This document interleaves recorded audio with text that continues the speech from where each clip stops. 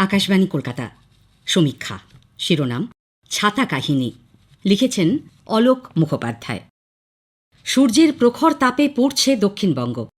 প্রায় সব জেলাই তাপপ্রবাহের কবলে।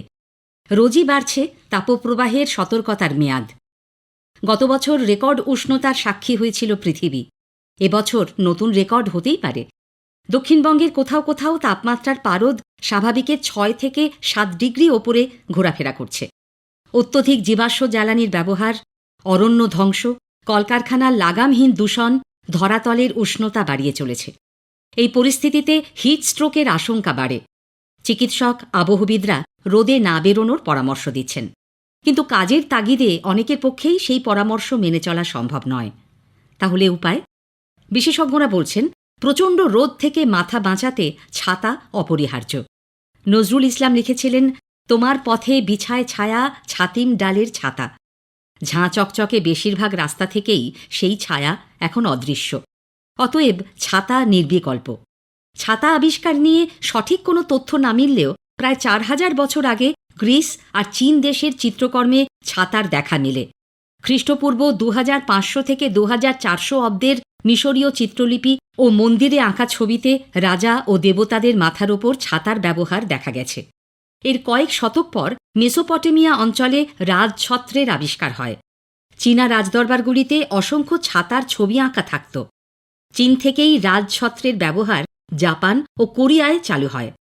জাপান ও কোরিয়ায় কয়েক শতক ধরে কেবল রাজারাই ছাতা ব্যবহার করতে পারতেন। আফ্রিকাতেও রাজছত্রের প্রচলন ছিল।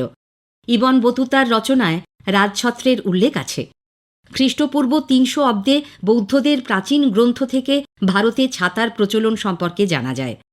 ভারতীয় রাজাদের মধ্যে রাজছত্রের ব্যবহার ছিল ঐতিহ্যের অংশ।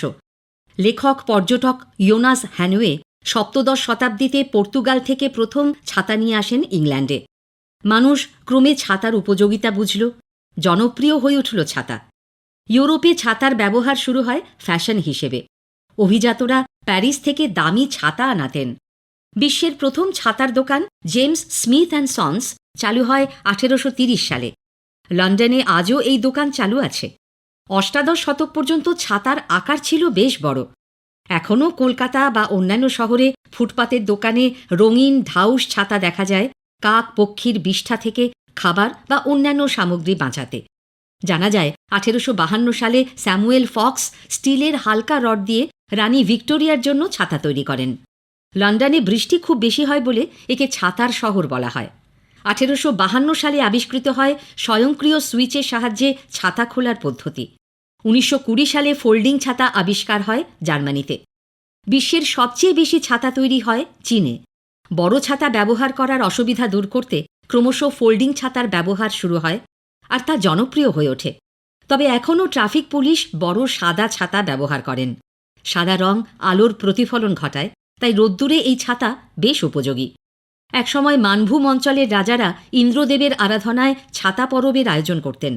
গত প্রায় 500 বছর ধরে প্রতি বছর 31শে ভাদ্র অনুষ্ঠিত হয় ছাতা পরব। উপনয়নের সময় তালপাতার ছাতা লাগে। এও তো বৈদিক যুগের উপাচার। ছাতা নিয়ে কতই না গল্প, কল্পকাহিনী, ছড়া, কবিতা। সিনেমাতেও এর ব্যবহার দেখা গেছে কত রকমভাবে। চার্লি চ্যাপলিনের ছবির কথা মনে করুন, অথবা ঋত্বিক ঘটকের মেঘে ঢাকা তারা ছবিতে নিতার হাতে সেই বড় কালো ছাতাটা। একসময় চাকরি থেকে অবসরের দিন ছাতা উপহার দেওয়া হতো। উপহার হিসেবে ছাতার গুরুত্ব কমলেও কদর কিন্তু কমেনি। বিজ্ঞান আর প্রযুক্তি যত দ্রুতই ছুটুক না কেন, উষ্ণ থেকে উষ্ণতর হয়ে ওঠা বসুন্ধরায় ছাতার প্রয়োজন এখনই ফুরোবে না। সমীক্ষা শেষ হল। আজকের শিরোনাম ছিল ছাতা কাহিনী। লিখেছেন অলোক মুখোপাধ্যায়।